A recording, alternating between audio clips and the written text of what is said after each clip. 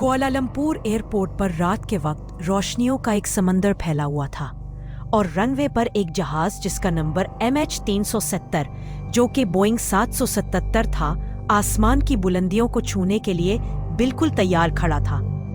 और इस जहाज के अंदर बैठे लोग हंसते मुस्कुराते फोन पर बात करते हुए अपने सफर पर रवानगी के लिए पुरजोश थे। लेकिन आगे जाकर इस जहाज और इन मुसाफिरों के साथ जो कुछ होने वाला था वो किसी के वहमो गुमान में भी नहीं था। कोई सोच भी नहीं सकता था कि चंद मिनट बाद ये रात तारीख की सबसे पुरइसरार रात बनने वाली थी। इस जहाज के अंदर कुल 239 लोग थे और किसी को नहीं पता था कि वो सब अपने आखिरी सफर पर रवाना होने वाले हैं। इस जहाज का पायलट कैप्टन जहारी एक मुतमईन, समझदार और प्रोफेशनल पायलट था जिसके पास 18,000 से भी ज्यादा फ्लाइट घंटों का तजर्बा था। पायलट ने उड़ान भरने से पहले हर चीज मामूल के मुताबिक चेक की और जब पायलट मुकम्मल तौर पर मुतमईन हो गया कि सब कुछ ठीक और मामूल के मुताबिक है तो उसने जहाज को रनवे पर दौड़ाना शुरू कर दिया और चंद लम्हों बाद जहाज जमीन को नीचे छोड़ता हुआ आसमान में बुलंद होने लगा। उड़ान भरने के तकरीबन 40 मिनट बाद पायलट ने एयर ट्रैफिक कंट्रोल से राब्ता किया और कहा, गुड नाइट मलेशियन 370। ये वो आखिरी अल्फाज थे जो पायलट ने एयर ट्रैफिक कंट्रोलर से कहे और उनके बाद राब्ता खत्म हो गया और मुकम्मल सन्नाटा छा गया। कंट्रोल रूम में बैठे लोग मुतमईन थे कि जहाज महफूज तरीके से अपनी मंजिल की तरफ गामजन है, लेकिन उसी लम्हे जहाज MH370 का ट्रांसपोर्टर अचानक बंद हो गया। ये वो आला होता है जिससे एयर कंट्रोल रूम को ये पता चलता है कि जहाज उस वक्त कहाँ है। परेशानी वाली बात ये थी कि ये आला खुद ब खुद बंद नहीं होता, उसे जानबूझकर बंद किया गया था या फिर जहाज में कोई खराबी आ गई थी। और यहीं से इब्तिदा होती है एक खौफनाक कहानी की। ये फ्लाइट मलेशिया से चीन जा रही थी और एयर ट्रैफिक कंट्रोल से राब्ता बिल्कुल मुनक़ता था, लेकिन मिलिट्री रडार के मुताबिक फ्लाइट ने चीन जाने के बजाय एक बड़ा यू टर्न लेकर वापस मलेशिया का रुख कर लिया। इतना बड़ा फैसला बगैर इत्तला दिए नहीं किया जा सकता था। ये एक सोची समझी साजिश थी जो कि जहाज के अंदर बैठे किसी शख्स ने की थी या फिर जहाज का सिस्टम किसी ने हैक कर लिया था। रात की तारीकी में जहाज खुले समंदर पर खामोशी से बगैर किसी राब्ते और कोई सिग्नल दिए उड़ रहा था। कंट्रोल रूम में बैठे लोग सोच रहे थे कि शायद कैबिन प्रेशर में कुछ गड़बड़ हुई हो और तमाम लोग बेहोश हो गए हों और जहाज ऑटो पायलट पर मुतहर्रिक हो। लेकिन अगर ऐसा था तो जहाज ने इतना लंबा यू टर्न कैसे लिया?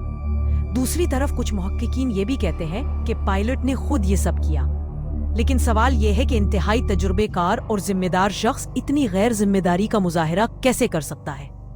और अगर इसका मकसद जहाज को तबाह करना ही था तो उसने जहाज को सीधा समुंदर में क्रैश लैंड क्यों नहीं किया? ये यू टर्न लेना और इतना लंबा फासला तय करने का क्या मकसद था?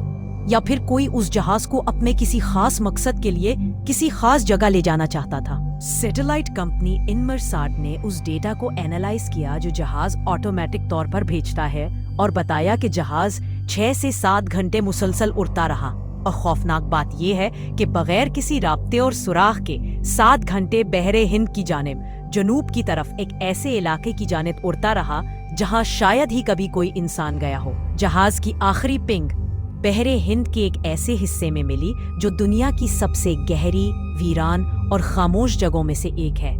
वहां समंदर हजारों मीटर तक गहरा और तारीक है। अगर कोई चीज यहाँ गिरे तो वो हमेशा के लिए गुम हो जाती है। इस वाक़े के बाद पूरी दुनिया सर पकड़कर बैठ गई। 26 ममालिक ने मिलकर सर्च ऑपरेशन शुरू किया। 1500 किलोमीटर लंबा इलाका, समंदरी आबदोजें, हेलीकॉप्टर, ड्रोन्स, सब कुछ इस जहाज को ढूंढने में लगा दिया गया, मगर फिर भी जहाज का कोई सुराग नहीं मिला। और फिर इस वाक़े के 2 साल बाद अफ्रीका के साहिलों पर जहाज के कुछ टुकड़े मिले।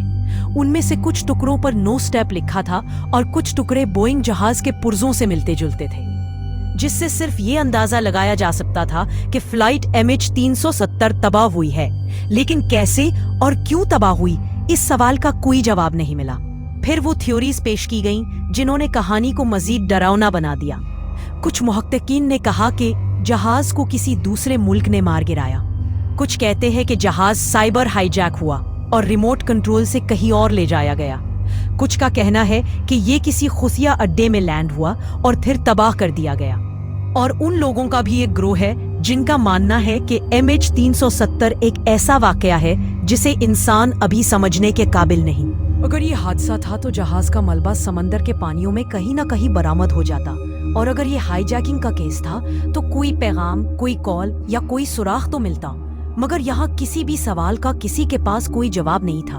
वक्त गुजरता गया, मुसाफिरों और क्रू मेंबर्स के लवाहिकीन की उम्मीदें दम तोड़ती गई, सर्च टीमें बदलती रही, दुनिया नए स्कैंडल्स में मसरूफ हो गई, मगर MH370 का राज गुमशुदा राजों में से आज भी एक राज ही है।